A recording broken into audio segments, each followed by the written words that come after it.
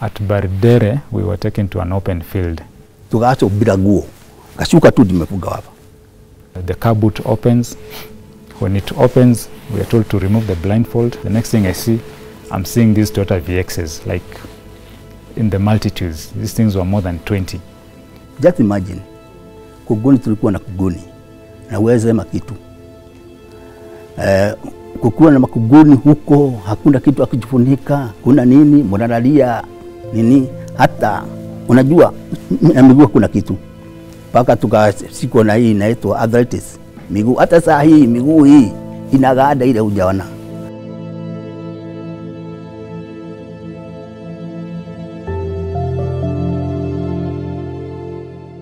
Kwa majina naitwa Fredrick Wainaina. Natoka Murang'a County, Kenyan County, Kashoso Fredrick.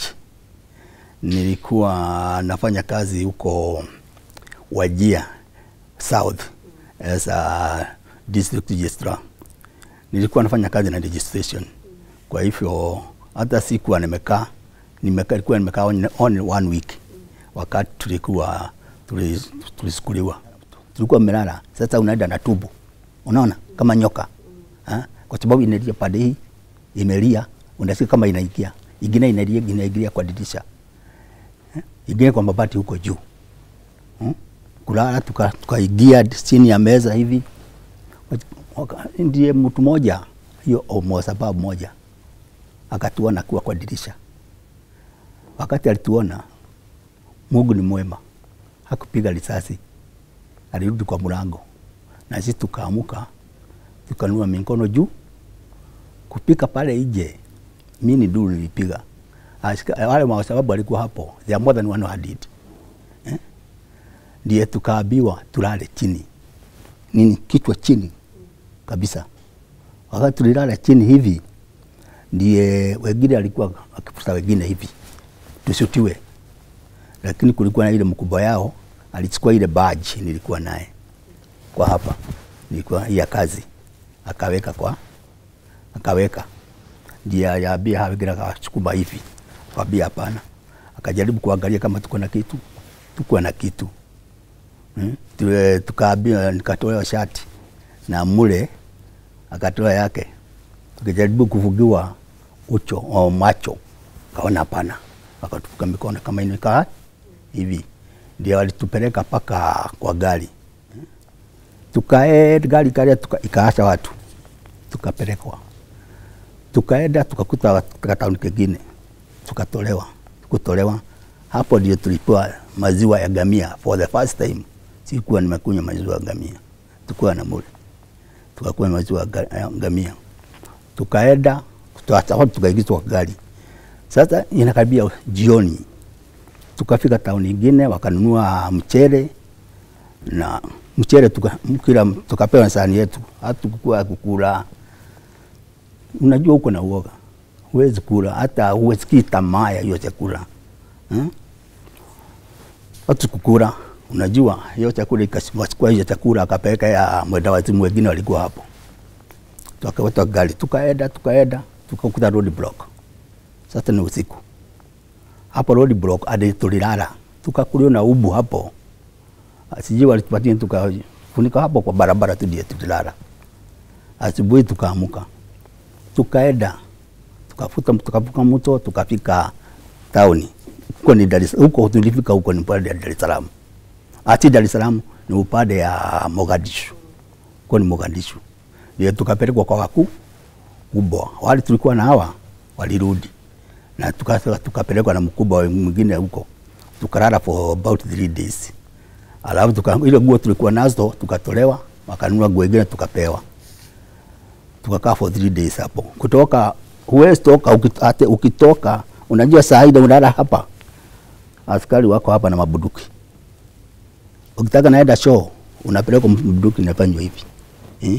Ila kutoka hakuna mahali unaweza enda. Utaenda wapi? Na hujui uko ni wapi. After 3 days, ndio akutupeleka tukapata kuchukuliwa video. Akituuliza maswali sema hivi, angea MP wa kwanyu, angena serikali, ndio mulirisiwa. Lakini wakati tulikuwa pale kwa ile mkubwa, kulikuwa mkubwa wao, ile mkubwa wao kabisa. Ndiye akakuja akatuambia hapa mtatoka wakati serikali itafanya 1 2 3, ndio mtatoka hapa.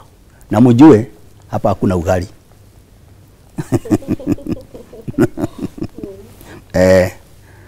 Ndiye tukaenda kuchukua video. Wakati tuleta kuchukua video, hatukurudi mahali tulikuwa, ndio tukupelekwa. Hata ujui mmetoka wapi. Hapa tulipelekwa tukaigizwa kwa nyumba nyingine. Hii ni kabisa, wako na kabe nyingi hawa watu.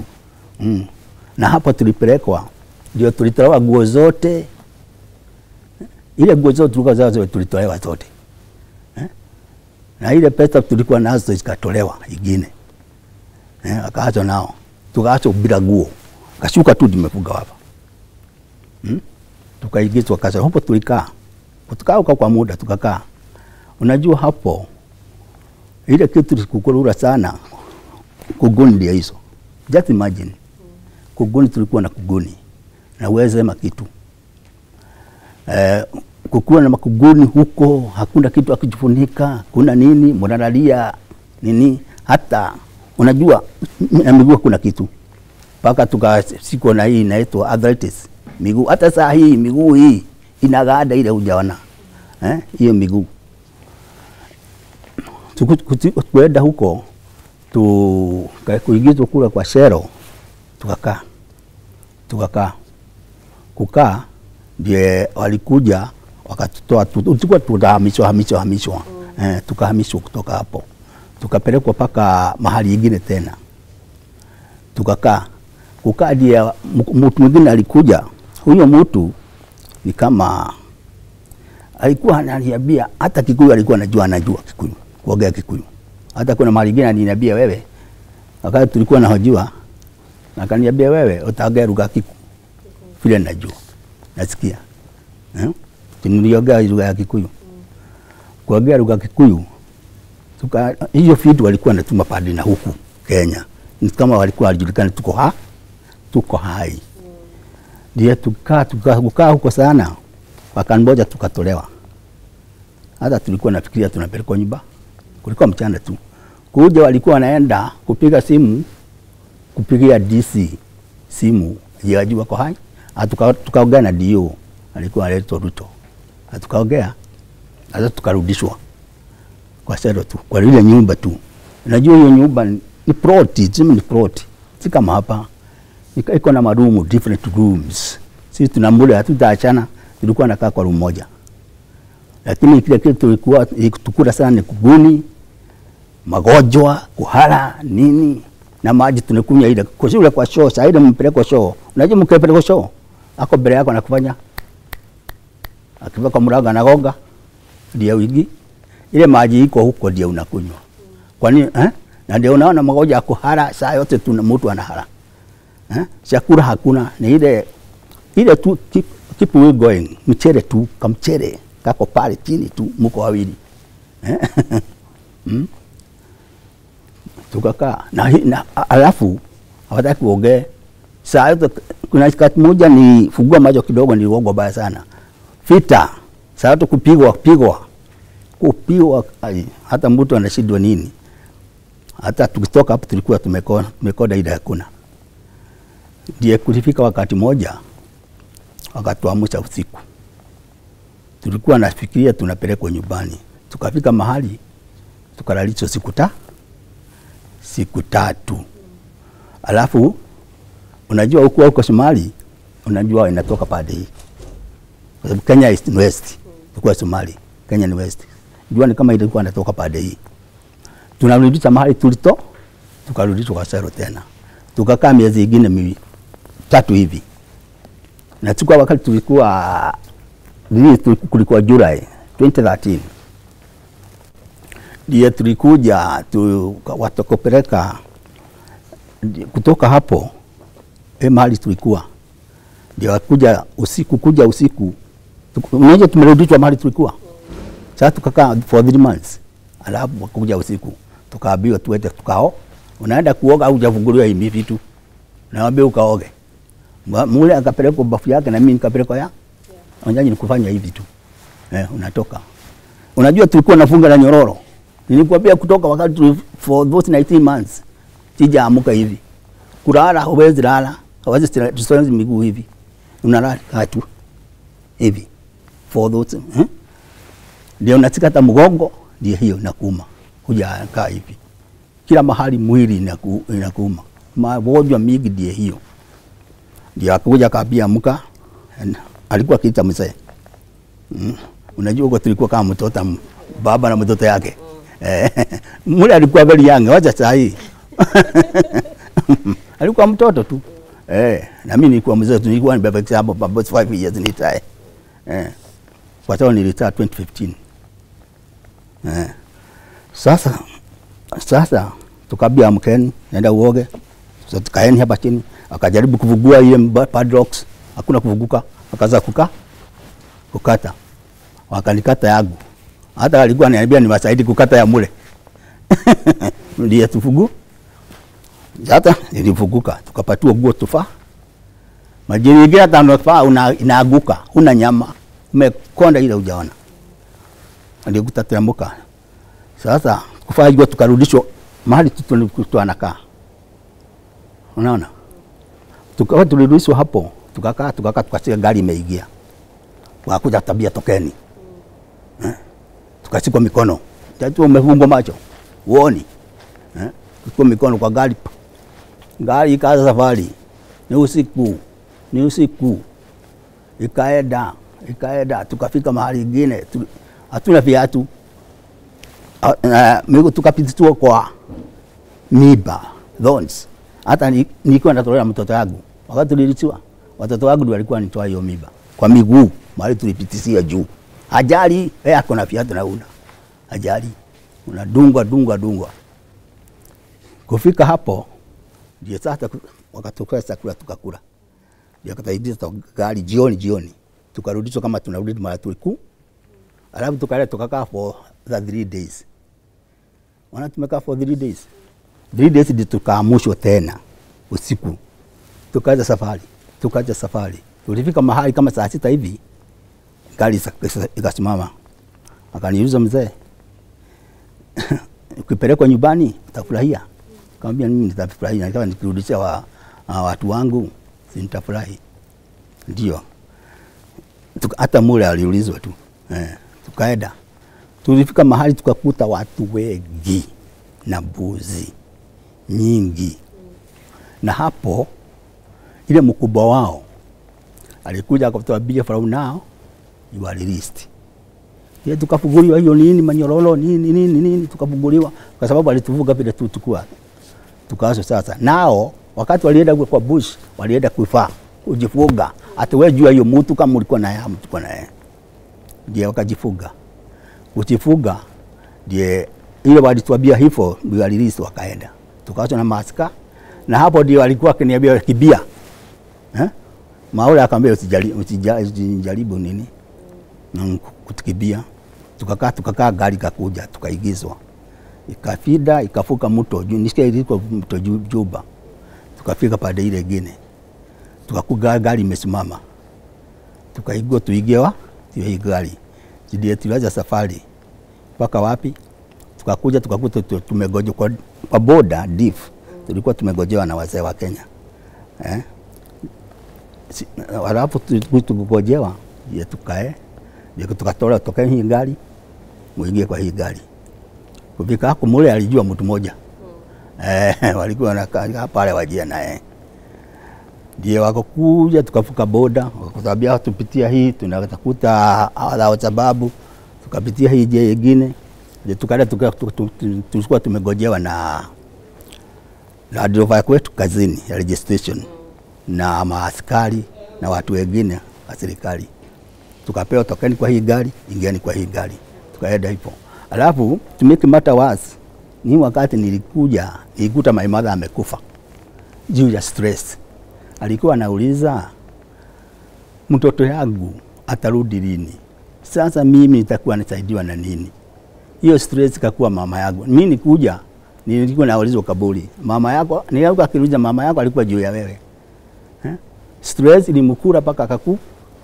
Alafu kukaa Unajua hata my wife naye alipata stress, alikuwa na high blood pressure, alikuwa sasa ilimshika wakati huo. Juu ya stress, shukari. Uka although wakati tulikaa kama miaka 4 hivi. Miaka almost 6 years hapo. Naye akaaga. Juu hiyo kitu haijamtoka. Ndiye ikamkula hivyo. Sasa ile shida tulipata hapo, tulipata shida hata serikali ingetuangalia na mawazo ya huruma, at least it compensate sisi. Unajua hakuna kitu tulipewa, hata dururi hivi hakuna. Na ile shida tulipata hiyo shida tulikuwa kazini. Unaona? Tulikuwa kazini ya serikali. Na hawa watu walikuwa wakituambia mnajua kwa nini mko hapa? Akituambia sisi hatujui. Tukawa wanatuambia serikali yenu ndiye inatupi na ndiye tunamweka hapa. Na mtatoka hapa. Serikali yenu ikilisi wale watu wako hapa. Wale Somali wale wameshikwa. Serikali ililisi na mambo mengine mingi. Kwa hiyo shida yote tulipata juu ya serikali. At least angetufanyia at least kitu au watupatie hiyo kitu anaitwa hiyo medo. Hiyo medo hata sijui kuliendaje. Kwa hata wakati mmoja nilikuwa nimeenda huko kwa vice president. Wakati huo sijui alikuwa hii our excellency president. Hata majina yetu ilikuwa kwa list. Mahali ile sijui ilienda wapi. At least ukipatia hiyo national hero hiyo kitu at least tupa. Alafu compensate us at least atufuruta mazozi. Hiyo shida yote tulipata juu ya serikali. Je, tulikuwa wafanya kwa serikali. So my name is Mule Yesse. I'm a former district officer. Was working in Wajir South. My home area is Tana River County in the Coast Province. Right now I work with the NSSF as a registration officer. To be specific on Gerile, because that's where the attack happened, we were overwhelmed by around 100 militia soldiers. They overran the station Asitwa, because it was a mobile station where we were undertaking a mobile registration exercise for issuance of national IDs. So the attack started at around 4 o'clock, went on uninterrupted up to around 10 o'clock. So within that time, they overran the EP camp, overran the police officers that were guarding us, killed several of them. Around 7 to 10 got murdered in that situation. Several villagers also lost their lives. At around 10 o'clock, that is when we were actually finally captured by Al-Shabaab. So from around 10 o'clock, there was more or less, I wouldn't say interrogation, but a little bit of confrontation, being beaten around, being harassed. And I believe at that point we were actually to be killed at that point. And at that point, but what saved us was a name tag from my colleague, a government name tag. That is what saved us, because the militia soldiers saw it fit to take us. We were to them. I think to them we were more beneficial to them alive than dead, especially if we were government officers. Because from what I got, from the information I got, when they came to attack, they attacked the station Asitwa. They had actually come looking for a district officer, because they knew he was, there was an exercise going on. So from there we crossed over. We were bundled in a pickup, one of the pickups that we had hired. We were tied around with what you call kafirs or arafats. So our hands were tied behind our backs.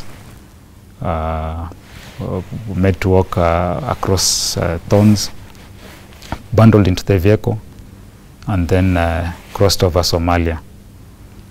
Some town called Gerile, Somalia. Gerile, Somalia is around 3 kilometers from where we were. Where we were in Gerile, Kenya. So most of the village towns, or most of the towns along the border, have towns on both sides of the end. So we crossed over 3 kilometers, went over to Gerile, Somalia. That's where the Al-Shabaab buried the corpses they had carried, around 4 corpses. It is from there that then we started the journey to Somalia through Diff. From Diff, what I captured, when we passed through Diff, even locals saw us. We were seen by locals. I mean, these guys were seen by locals carrying us. Locals made some calls to Wajir. Of course, nothing happened. Then from Diff, we were taken over to some bushy area, some forest area. That is where now we were, again, now tied around. As much as we were tied, we were then now tied, the three of us that had been captured. And then now that's where we were tortured for some time. They are tortured, beaten for some time. After that beating, we were again then bundled to the vehicle. And that is where the actual journey to Somalia started. The only communication at that point, because they're speaking half Somali, broken English, and broken Swahili. The major communication at that point is physical. And when I say physical, it means beatings. It means serious beatings. You know, the other communication you're getting at that point are maybe abuses, profanities in Somali. You know, hissing, you know, spitting on us and what have you. So that's the only logical. At that point, there's no logical communication. But then, at the dispensary, of course, there was a bit of communication at the dispensary where they wanted to know who we were.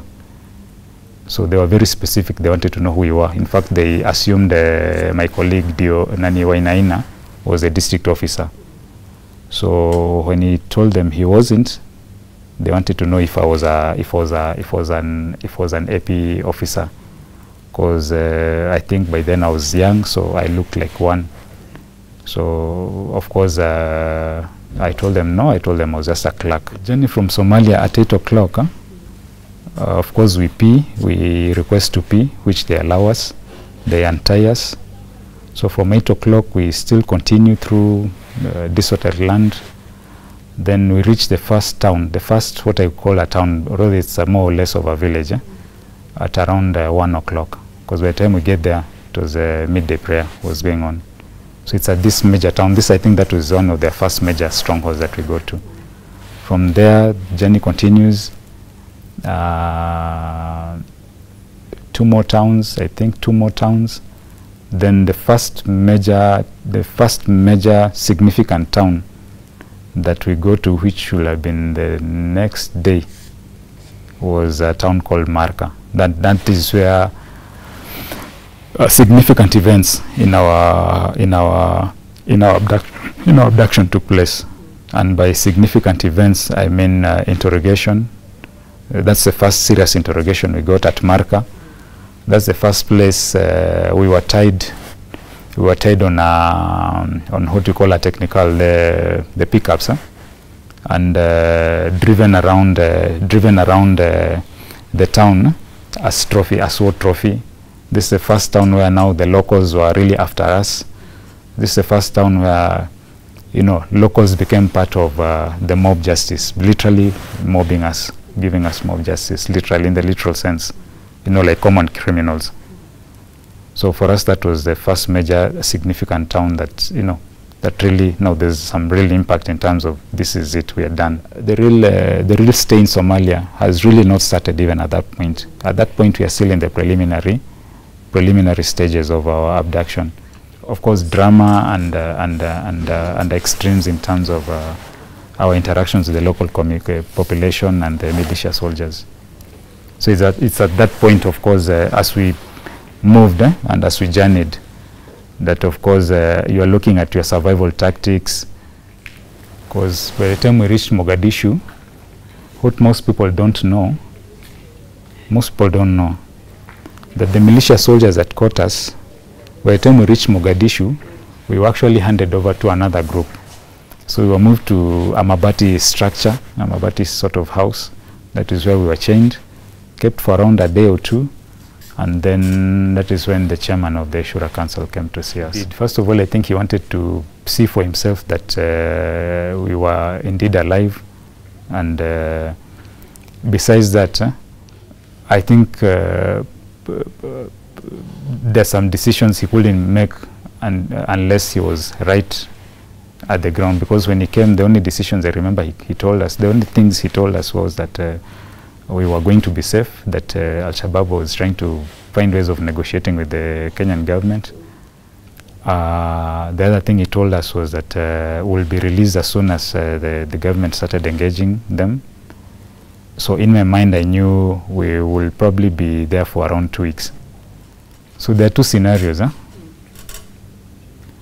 I think there's the first quarter during your captivity where you are still in disbelief. You've lost hope. You're still trying to figure out if you are going to live or not. So in a typical day, soldiers will knock at your door after the morning salah, after the morning call for prayer. So once they knock, that was a sign for you to put on your kafia, or your, what do you call, the blindfold.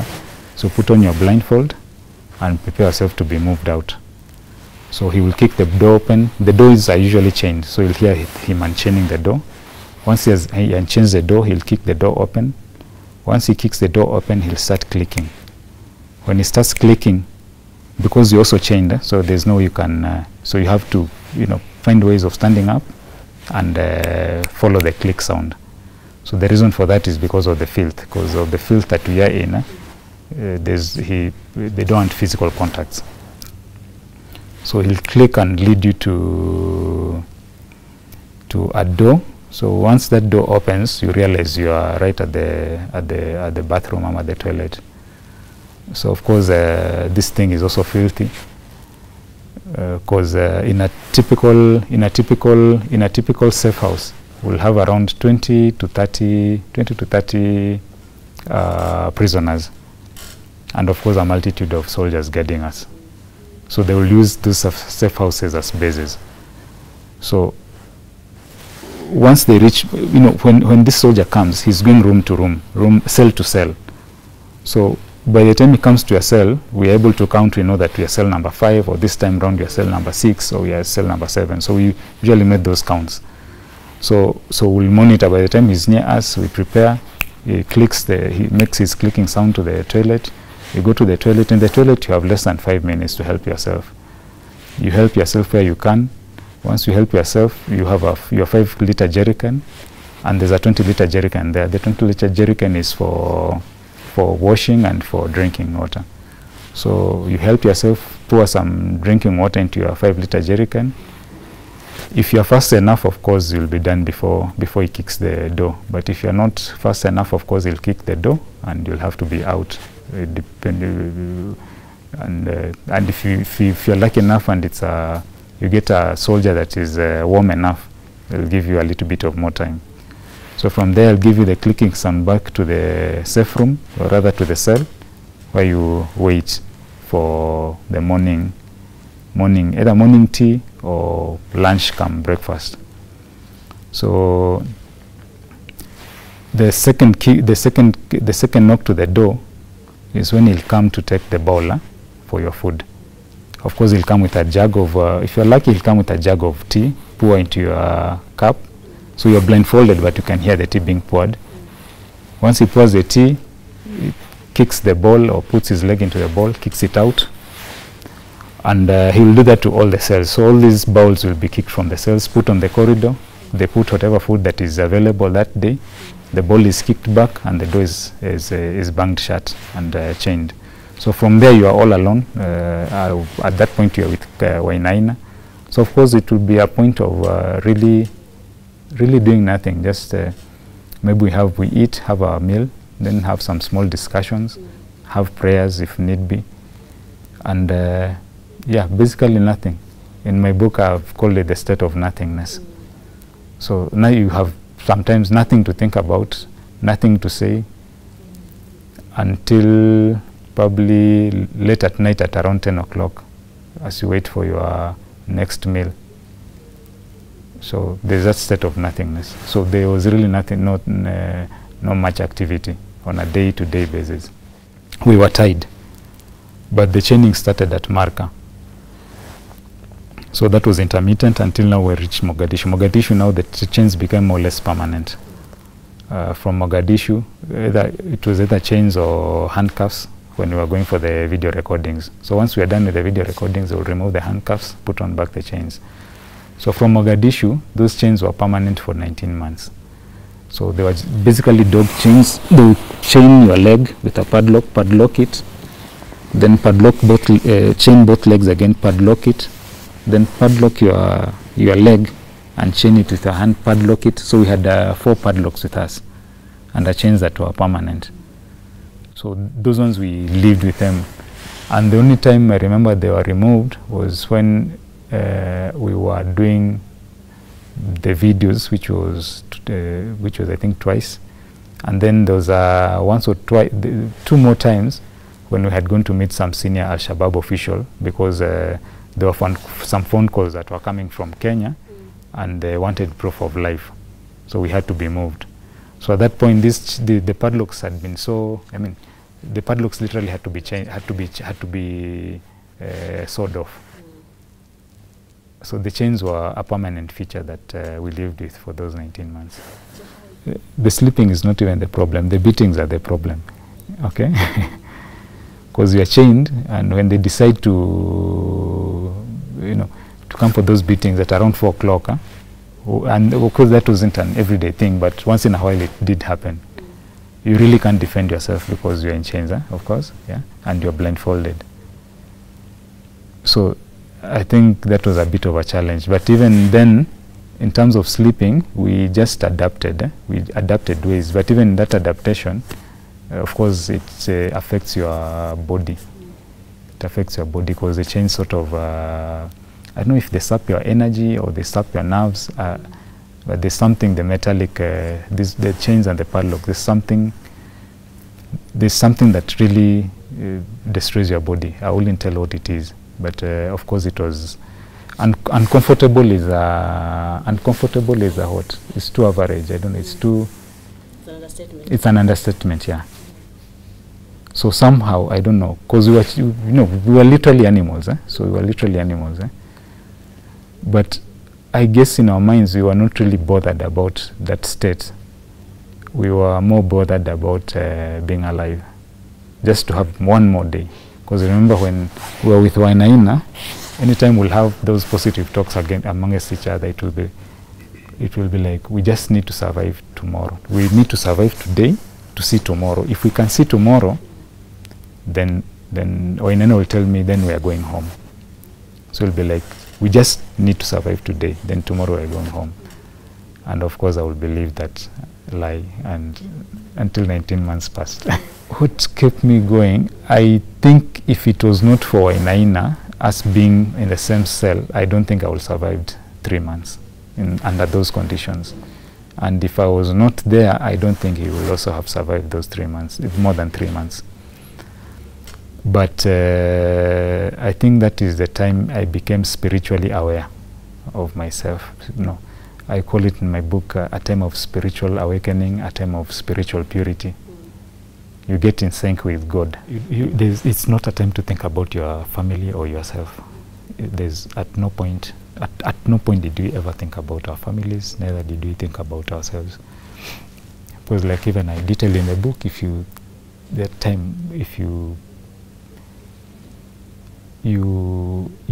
literally kill your family, you kill what you know. You kill the reality that you know. So that the circumstances you are in becomes your new reality. That's the only way to survive. Because if you don't accept the reality you are in as a reality and harbor thoughts of the other reality that you have, then that will automatically kill you. Before the news was broken to us, we had been made to shower. That was the last month. We were moved to now our last safe house, some enough kilometers. These are journeys that will take a whole day or a whole night or even 2 days. At Bardere, we were taken to an open field. So Bardere is right at River Juba, lower Gedo region. If you look at the map, where Bardere is, it's right at the River Juba. So we were taken to an open field. So at the open field, there's a lawn tree. The car boot opens. When it opens, we are told to remove the blindfold. My blindfold, once I remove my blindfolds, the next thing I see, I'm seeing these Toyota VXs, like in the multitudes. These things were more than 20. So apparently all the senior leadership had come to witness the final release. So, but what I had not gathered at that point, we were taken to the lawn tree. Of course, there were enough soldiers in the hundreds, all uniformed, you know, celebrating as usual, firing shots on the air. Then at that point, Wainaina is told, tea is brought to us, black tea and some spaghetti. We are told to eat right at the tree. Of course, we don't have appetite. We are from a 24-hour journey, you know. We are so tired, we can barely take anything. Then Wainaina is told to run. And then it's at that point I knew they wanted to shoot him. So I tell Wainaina, don't make a mistake of running. So apparently at that point, last minute negotiations, what I had not known, so Philip Ruto confirmed to me that at that point, last minute negotiations were going on. At that point. So agreements have still not been reached. Apparently at that point, Shura Council had been divided into two. Either we one part wanted us killed, the other wanted us released, even if it's unconditionally. So they were also at loggerheads, so they had not agreed. So that's why there were many cars at that point, because it's like the whole Shura Council was there at Bardere. So once an agreement was made, this soldier comes to us and tells us, this senior Al-Shabaab official, the one that took us from Mogadishu, comes to us, tells me, Mula, how do you feel for you to be a free man today? So I'm like, really? It tells me, yes, you guys are free. You are now free men. So free men, but we're still in cuffs, yeah. So, of course, we couldn't believe. We were transferred to a Toyota Land Cruiser vehicle, taken to the bridge.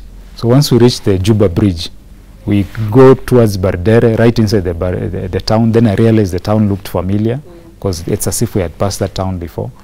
We go to the bridge. The bridge also looks familiar. We are told to sit down. Across, we can see another Toyota VX vehicle. Then you can see 3 individuals seated. Apparently, these were the old men from Somali who had come to pick us up. So they had come 2 days before, and in those 2 days they were also beaten up. Even the windows had been smashed and everything. So apparently they were being asked, what is that you guys? What is in it for you that will come from Somalia all the way to Bardere to pick these kafirs? What is it? So apparently these old men were related to now the negotiators, some of our negotiators, the local Somali elders in Kenya. They were just relatives. So it is these guys. So this top Al-Shabaab official tells me he'll shoot me if I move out of where I was. I tell him no, I won't move. I'm right here. Goes across the bridge, talks to the men, comes back and tells us to go with them, that we are free. So we were actually released in a town called Bardere. So from Bardere, we were with these people. We started moving these people. That was around 1 o'clock. And by the timelines usually are those, either 4 o'clock, 1 o'clock, or 4 o'clock. Those are the major timelines I noticed with the Al-Shabaab.